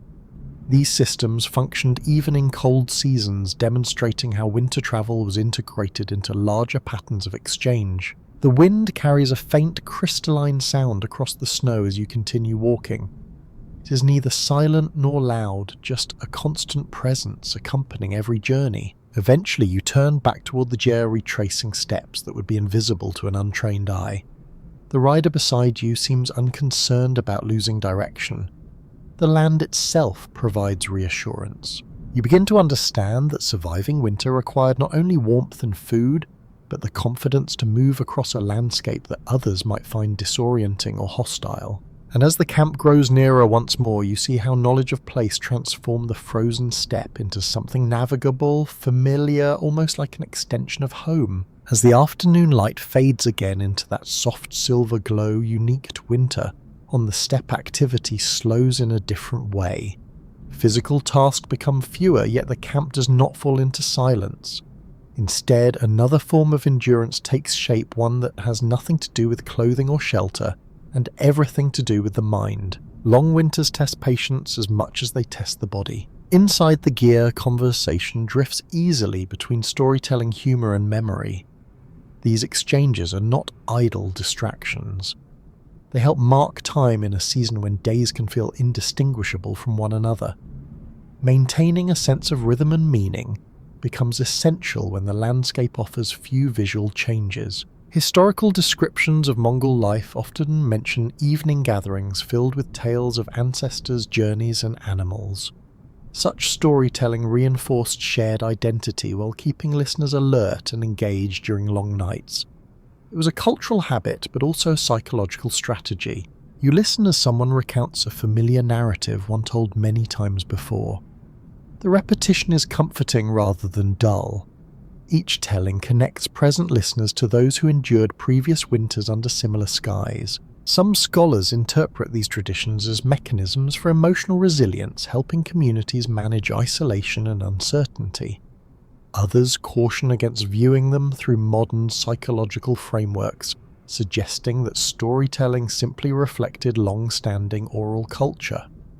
Even so, it clearly provided stability in an environment where monotony could weigh heavily. You notice laughter punctuating the stories. Gentle humour appears, often usually centred on animals behaving stubbornly or travellers making avoidable mistakes. Humour lightens the atmosphere without breaking its calm tone. A small but intriguing detail recorded by ethnographers describes winter riddle games played among families, challenging memory and wit while people yawned indoors. These games required no equipment and helped sharpen attention, which was valuable in a landscape where awareness could prevent danger. Outside, the cold continues without pause, yet inside time feels structured by voices rather than by clocks. Mainstream historical research shows that Mongol leaders also relied heavily on oral communication to transmit orders and preserve history. This reliance on spoken tradition meant that memory skills were highly valued across all levels of society. You realize that the same mental discipline used to remember migration routes or weather signs also sustained cultural knowledge during months when written records might be impractical. The fire glows steadily as someone adjusts it, not hurriedly, but with practiced ease. Even these small gestures contribute to a sense of continuity. Routine becomes reassuring. Anthropologists studying nomadic societies often emphasize how seasonal cycles shaped emotional life, encouraging adaptability rather than resistance to change. Others argue that this perspective risks portraying hardship too gently, reminding us that winter could still bring anxiety and loss. Both views acknowledge the importance of mental resilience alongside physical preparation. You find yourself listening more closely to the cadence of speech, noticing how voices remain calm and measured, rarely raised. In such an environment, conserving energy extends even to conversation.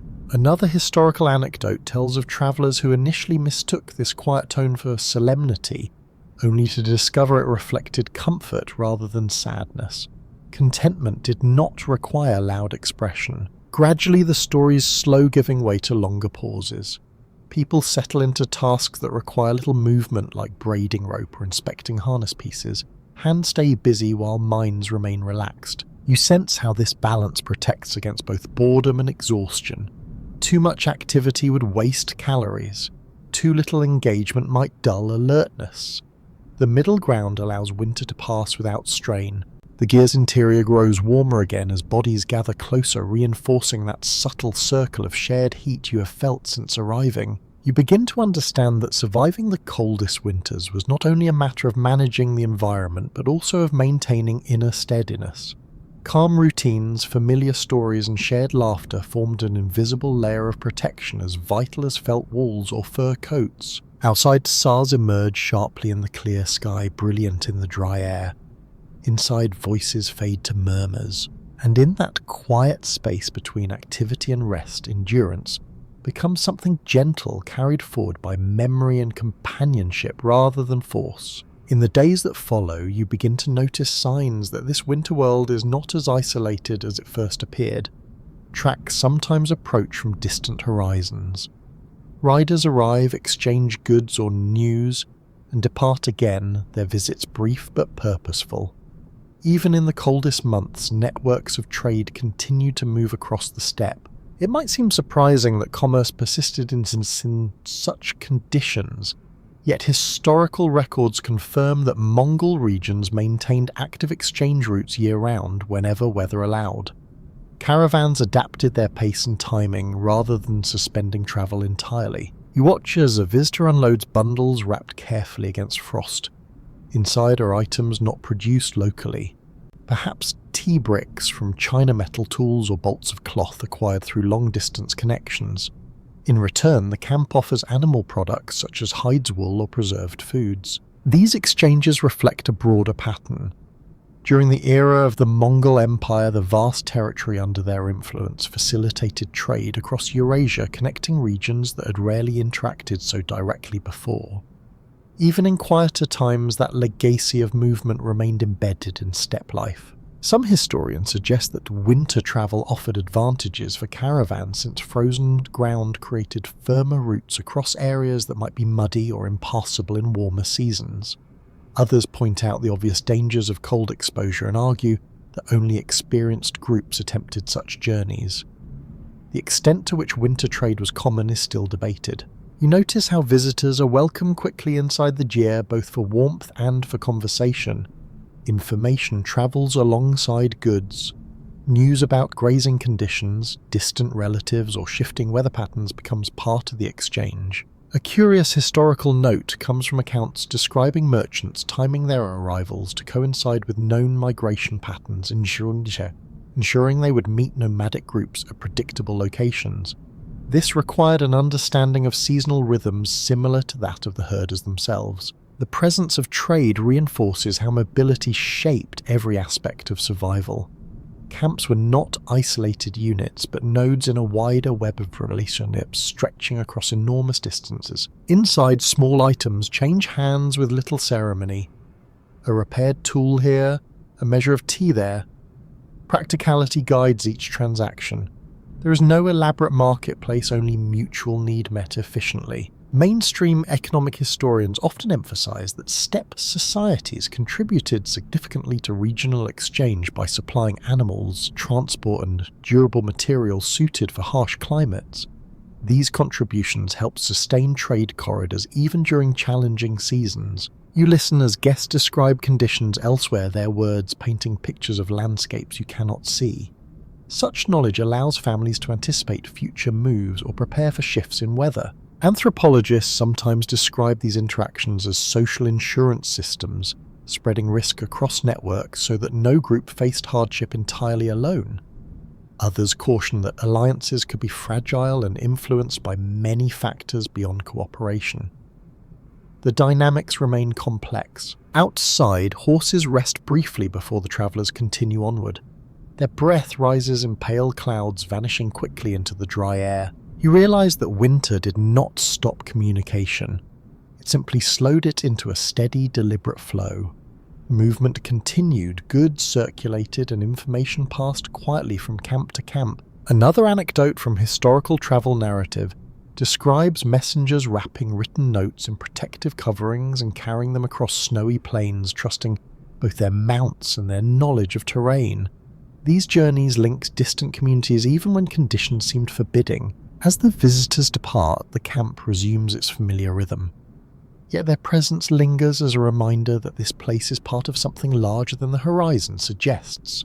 The steppe, though vast, is threaded with invisible pathways shaped by trust, habit, and necessity. And as you return to the warmth of the gear once more, you understand that surviving winter also meant staying connected, ensuring that even in the coldest season, life remained part of an ongoing exchange rather than a solitary struggle. As another stretch of winter days unfolds, you begin to see how the same skills that sustained families also allowed Mongol armies to operate in conditions that others considered impossible. The techniques you have watched in quiet domestic settings once scaled upward into movements of thousands. Contrary to the dramatic image of armies halting when snow fell, Mongol forces often continued campaigns during colder months.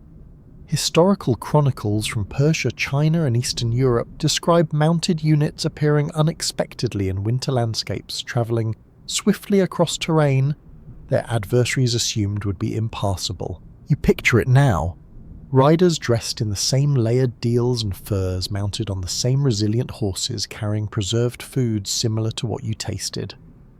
Military life did not require an entirely separate system because everyday nomadic life already functioned as logistical preparation. Some historians argue that this integration of civilian and military practice was a decisive advantage, allowing Mongol commanders to maintain mobility without constructing elaborate supply chains. Others caution that organized campaigns still required careful coordination and should not be viewed as effortless extensions of pastoral movement.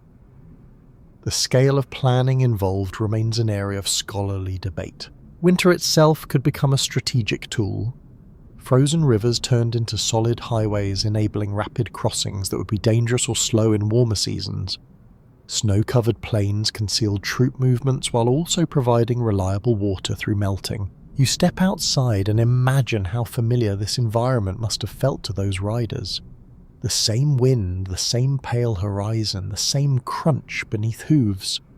For them, winter was not foreign territory, but an extension of home. Mainstream historical sources confirm that Mongol messengers maintained communication lines across vast distances even during harsh weather, using relay systems that allowed fresh horses to carry riders onward without long delays. These networks depended entirely on the endurance of animals and knowledge of winter travel you have already witnessed. Inside the gyre, someone sharpens a blade slowly. The metal warmed first near the stove to prevent brittleness in the cold. Even small practices like this mirrored habits described in military accounts, where equipment had to be handled carefully to avoid damage at low temperatures. A lesser-known detail recorded is in certain chronicles mentioned soldiers sleeping in close formation during winter campaigns, sharing body heat much as families did inside their gyres. The boundary between domestic survival and battlefield adaptation was often thin. You realise that the success of these campaigns cannot be separated from environmental familiarity. Armies accustomed to forests or cities struggled when faced with open, frozen plains. Mongols, by contrast, carried with them systems already proven through generations of winter living. Anthropologists sometimes describe this as ecological alignment, where cultural practices matched environmental demands so closely that expansion into similar climates became feasible. Others question whether this concept oversimplifies the diversity of regions Mongol forces encountered. Even so, their adaptability remains undeniable. The fire crackles softly as tools are returned to their places. Outside, the same conditions that once supported sweeping movements of cavalry now surround our quiet household. You sense how knowledge scaled naturally from family to empire.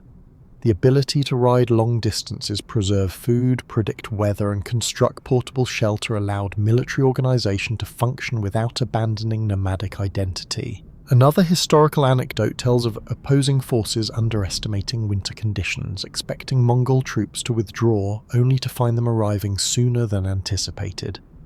Such surprises reinforce the reputation of Mongol mobility across seasons. You sit back reflecting on how ordinary routines could shape extraordinary outcomes.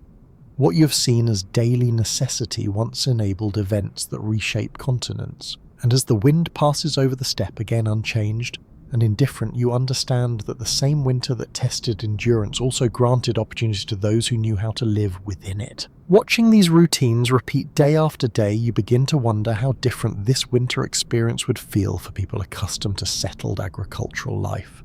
The contrast is striking. Nearby farming societies often struggled far more when temperatures dropped this low, even when they lived in regions not nearly as cold as the Mongolian plateau. Agricultural communities depended on fixed fields, stored grain, and permanent buildings. These systems worked well in predictable climates, but could become vulnerable during severe winters. If harvests failed or supply stores dwindled, there was little flexibility to relocate or adjust quickly. Historical comparisons drawn from Chinese and Central Asian records show that sedentary populations sometimes faced famine or isolation when heavy snow blocked roads or froze canals. By contrast, nomadic groups could shift grazing grounds, redistribute herds, and adapt movement patterns to changing conditions. You picture a village rooted to one location, its survival tied to a single harvest months earlier. Then you look at the steppe camp, where animals themselves function as living stores of food and mobility.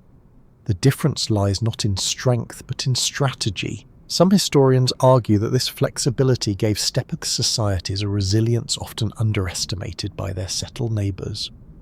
Others caution that nomadic life carried its own risks, especially during extreme weather events that could devastate herds. The debate reminds us that neither system was universally secure. Inside the gyr, daily life continues without visible urgency. The structure can move if necessary. Supplies exist in forms that travel easily. Knowledge resides in memory rather than infrastructure. Mainstream scholarship often emphasizes that misunderstandings between nomadic and agricultural cultures stemmed from these contrasting relationships with land. Farmers measured stability through permanence.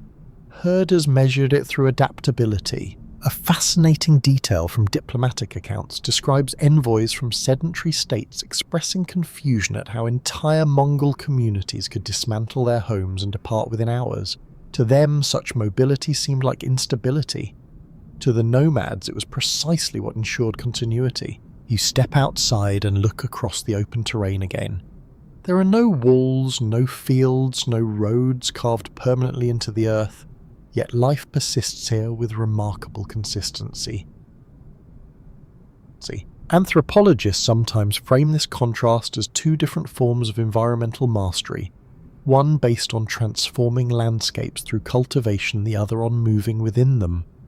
Others resist that framing, suggesting it risks creating overly neat categories that overlook exchange and overlap between cultures. The cold wind brushes past unchanged by human systems, treating both farmers and herders alike. Only their responses differ. Another historical anecdote tells of travellers who carried seeds across the steppe, hoping to establish farms, only to abandon the attempt after discovering how unpredictable conditions could be. Mobility proved more reliable than rootedness in that environment. You begin to see how Mongol winter survival depended not only on tools and techniques, but on a worldview that accepted movement as natural rather than disruptive. Even time feels different here. Instead of waiting for spring to resume, life activities continue in adjusted form throughout winter. There is no sharp divide between seasons, only shifts in emphasis. Inside, someone repairs harness straps while another checks stored dairy. Tasks align with conditions rather than calendars. Some historians suggest that this seasonal continuity helped Mongol society maintain momentum when interacting with more rigid systems. Others argue that such interpretations oversimplify complex historical encounters. Still, adaptability remains a defining feature. As evening approaches, again the gear glows softly against the snow. It stands as proof that permanence can exist without immobility. And as you step back into its warmth, you understand that surviving the coldest winters required not just physical endurance, but a flexible way of living, one that allowed people to change with the season instead of resisting it. The deeper you settle into this winter world, the more you notice the small habits meant to protect health in conditions where even minor injuries or illness could become serious.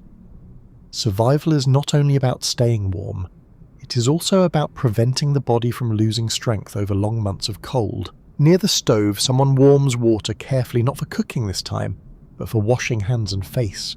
Cleanliness might seem sedentary in such an environment, yet it plays an important role.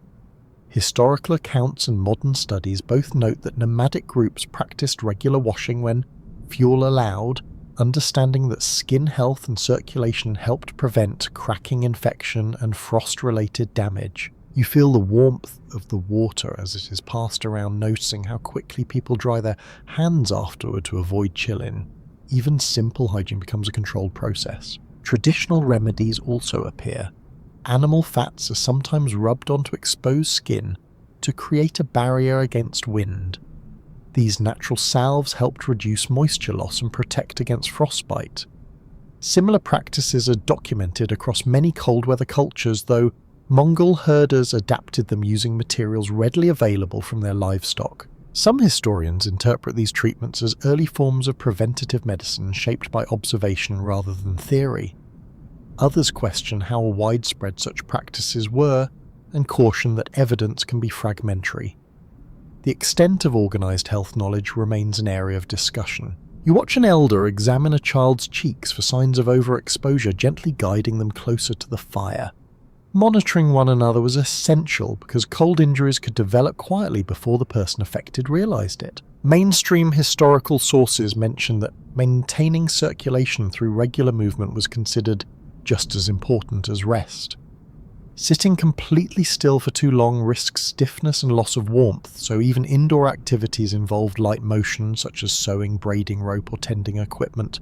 A small yet interesting anecdote from travellers describes herders massaging their hands and feet before sleep to encourage blood flow, a habit learned through experience rather than formal instruction. You notice how clothing is adjusted frequently, loosened or tightened, depending on activity level. Overheating during work could lead to dampness, which later increased the risk of chilling. Careful regulation prevented this cycle. Anthropologists often describe these routines as forms of embodied knowledge, skills carried in habit rather than explained in words. Others argue that such terminology can sound abstract when the practices themselves were straightforward acts repeated daily. Either way, they contributed quietly to resilience. The diet you observed earlier also supports health. High fat intake provided not only calories but nutrients that sustained energy and helped the body cope with environmental stress.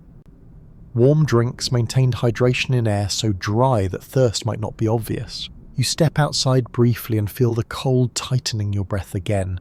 It becomes clear how easily fatigue could set in without constant attention to these details. Inside tools are checked to ensure they function properly because broken equipment in winter could delay necessary work and expose people to danger. Maintenance of objects becomes another aspect of maintaining well-being. Historians studying nomadic medicine note that while formal medical systems were limited, practical care focused on prevention, observation, and swift response to problems. This approach aligned closely with the realities of life far from permanent settlements. Another recorded detail mentions the use of herbal infusions gathered during warmer seasons and stored for winter use, providing mild treatments for coughs or fatigue. Such supplies linked summer gathering with cold season health.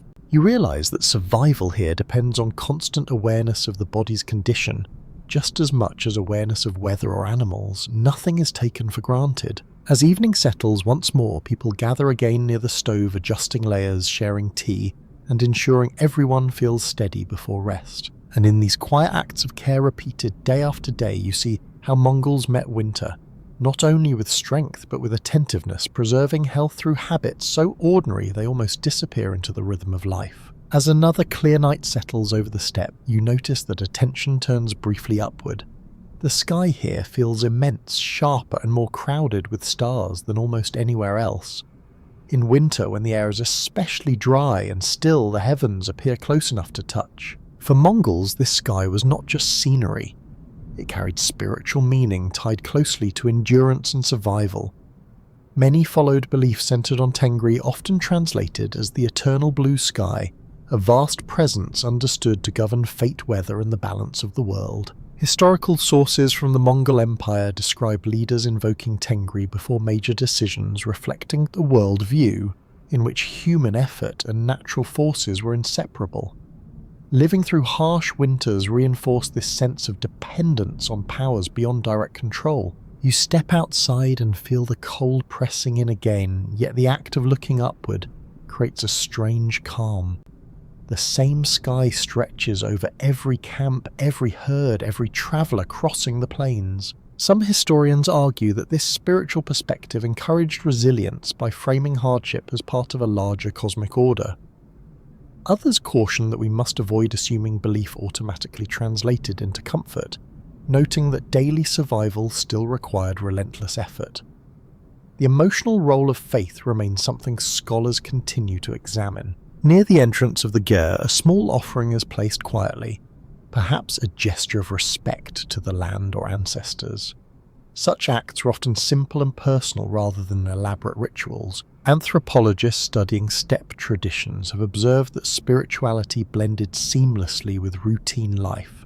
There was rarely a strict boundary between sacred and practical actions. A journey, a meal, or the care of animals could all carry symbolic meaning. You hear a low murmur of words spoken into the night air, not loud enough to disturb the stillness. It feels less like a ceremony and more like acknowledgement, a moment of connection between people and the environment surrounding them. A curious historical detail appears in several chronicles that describe Mongol leaders consulting shamans during times of unusual weather, seeking guidance when conditions seemed unpredictable. While the accuracy of these reports varies, they suggest that spiritual interpretation accompanied environmental observation. Inside the ger, again, the fire continues its steady glow, yet even here the symbolism of the sky remains present. The circular roof opening frames a patch of darkness filled with stars, a reminder of that larger presence beyond the felt walls. Mainstream historians often note that Mongol cosmology emphasized harmony rather than domination of nature, a perspective reflected in how communities adapted to winter instead of attempting to overpower it. You sit quietly sensing how belief might strengthen patience during long seasons. When survival depends on accepting forces beyond control, resistance gives way to cooperation with the rhythms of climate and land. Some scholars interpret this worldview as an ecological ethic shaped by necessity, while others argue it developed independently and later aligned with nomadic life. The origins remain debated, yet its influence on daily attitudes is clear. Another anecdote from travellers describes how even hardened warriors pause during journeys to acknowledge the sky, before setting out a gesture combining reverence with routine. Outside, the stars remain unwavering silent witnesses to centuries of migration, storms and recoveries. Inside, the camp settles into rest once more. You realise that surviving winter here was not only a technical achievement but also a philosophical one grounded in acceptance of vast natural cycles. And as you sit beneath that immense canopy of light, you understand how belief like clothing or shelter formed another layer of resilience against the cold. With morning comes the familiar routine of checking tools, and you begin to notice how even the smallest objects are shaped by winter conditions.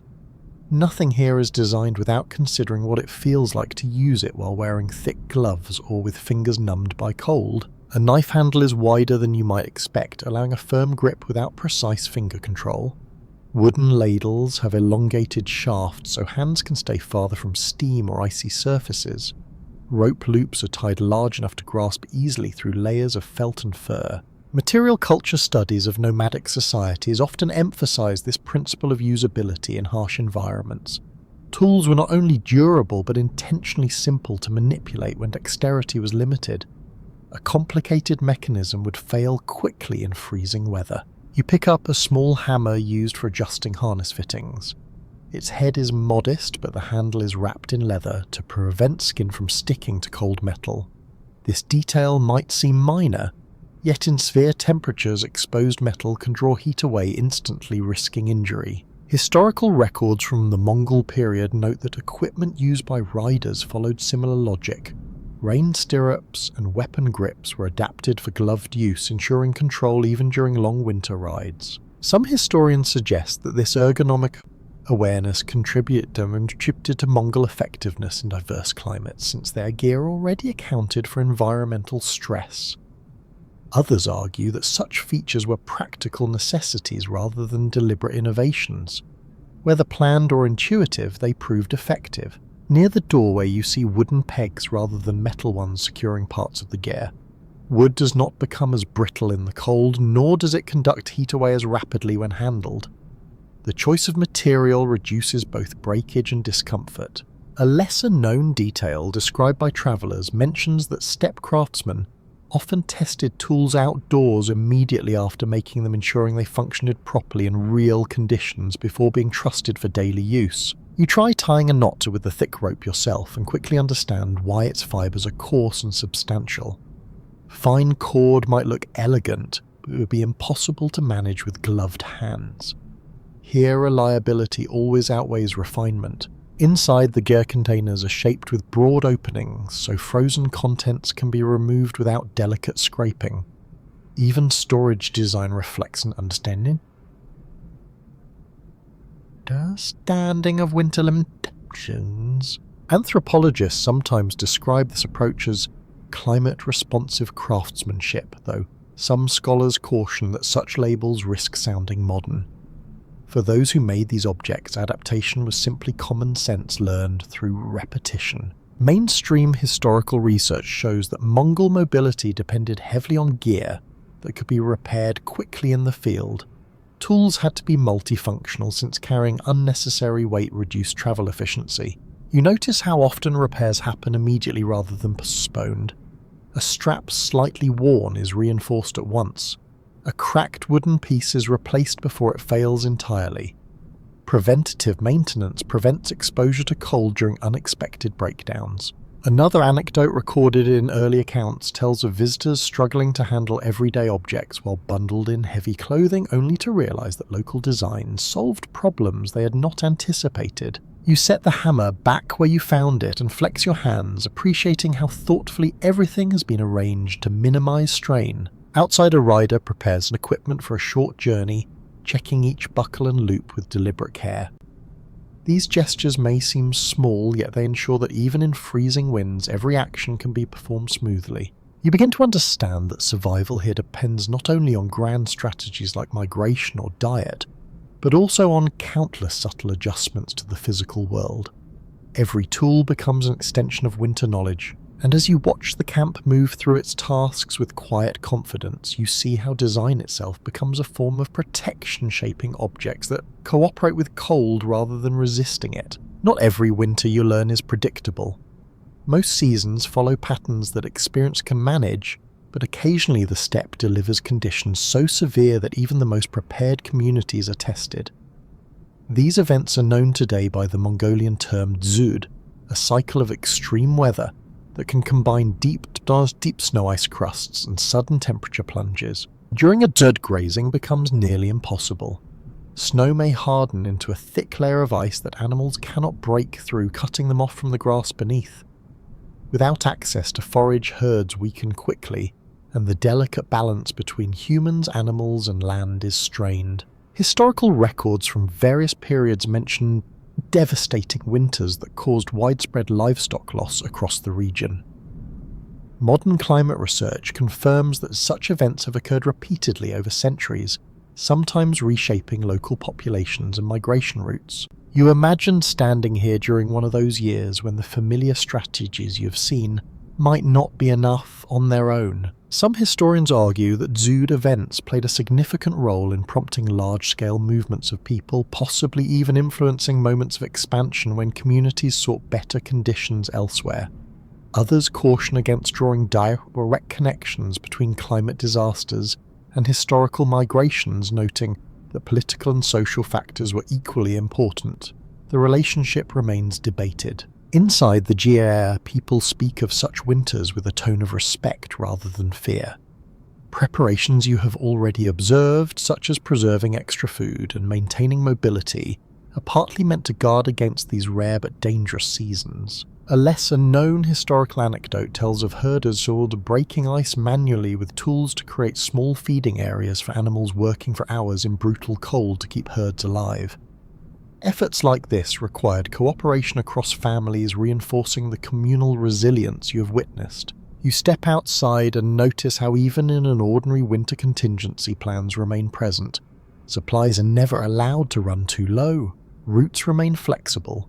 Knowledge of distant pastures is preserved in memory just in case. Mainstream historical scholarship often emphasizes that while nomadic systems were highly adaptive, they were not invulnerable. Environmental shocks could still bring hardship, reminding us that survival was always negotiated rather than guaranteed. The wind picks up briefly, carrying loose snow across the ground in thin ribbons. It is easy to imagine how much harsher it could become. Anthropologists studying resilience sometimes describe steppe societies as practicing risk distribution, spreading animals across areas and maintaining social ties to reduce the chance of total loss. Others argue that this interpretation reflects modern analytical frameworks more than historical intention. Yet the strategies themselves remain evident. Inside again, the fire continues its steady burn, a symbol of continuity even in uncertain times. Conversations include quiet recollections of difficult years, shared not to dwell on hardship but to pass along lessons learned. You realize that the success of Mongol winter survival lay partly in acknowledging that failure was possible, planning for extreme created systems flexible enough to recover.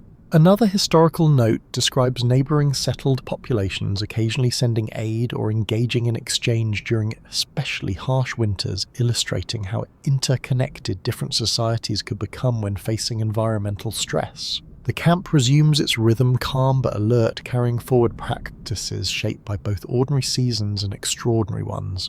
And as you sit near the warmth, again, you understand that resilience here is not about eliminating risk, but about preparing to meet it with knowledge, cooperation, and the ability to adapt when the steppe turns unexpectedly severe. As winter gradually stretches towards its later weeks, you begin to see how knowledge is carried forward not through written manuals or formal instruction, but through repetition so consistent that it becomes part of daily rhythm. Every action you have watched is also a lesson being quietly passed to the next generation. A young herder helps dismantle a small storage rack and rebuild it nearby, guided only by observation and a few spoken corrections. No diagrams are needed. The process itself is the teaching. Historians studying nomadic cultures often emphasize the importance of oral transmission, where memory and demonstration replaced written records. Skills such as selecting winter camp locations, judging animal health, or layering.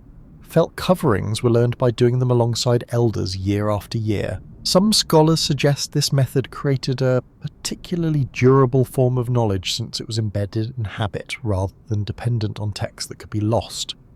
Others argue that oral systems could also change subtly over time, making it difficult to trace exactly how practices evolved.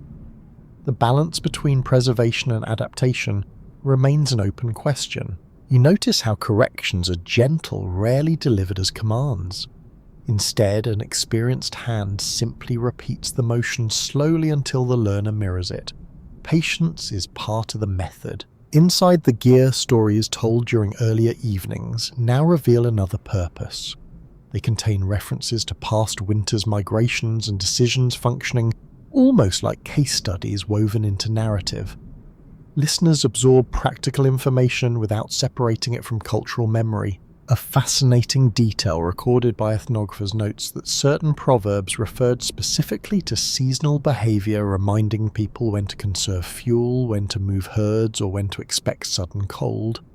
These sayings acted as compact reminders of accumulated experience. You step outside and see children practicing how to secure ropes against the wind, their small hands repeating motions they will perform thousands of times in adulthood. The learning feels gradual, yet it is relentless in its consistency. Mainstream historical research indicates that this continuity allowed Mongol society to maintain stable lifeways even as political structures changed dramatically over centuries. Empires rose and fell, but daily survival knowledge persisted. Anthropologists sometimes describe this process as cultural memory encoded in action rather than language. Others caution that such phrasing risks sounding abstract when what we see are simply people teaching one another through shared work. Still, the effectiveness of this method is unmistakable. Another anecdote from early observers recounts how outsiders attempting to learn these skills often struggled, because they expected formal explanations while locals relied on demonstration and repetition. Understanding came through participation, not instruction. You begin to realize that winter itself serves as a teacher. Each season reinforces what must be remembered, testing whether lessons were truly learned. The gear remains warm, the fire steady, the routines familiar. Nothing feels hurried yet, nothing is accidental either. Knowledge flows continuously through motion, conversation, and example, as the light lengthens slightly each day, hinting that spring will eventually return. Preparations already begin for that transition. Equipment is checked, animals observed closely, routes reconsidered. The cycle continues without pause. And as you watch these quiet exchanges of skill and understanding, you see how survival on the Mongolian steppe depended not just on individual toughness, but on the careful handing down of experience one winter to the next. By now, the patterns of this winter world feel familiar to you. The cold still exists, sharp and undeniable, yet it no longer seems like an overwhelming force. Instead, it has become part of a larger system of living that balances movement, knowledge, cooperation and respect for the land. You wake to another pale morning, noticing how naturally each task unfolds. Someone checks the herd, another tends the stove, a child carries in packed snow for melting. These actions are neither extraordinary nor dramatic.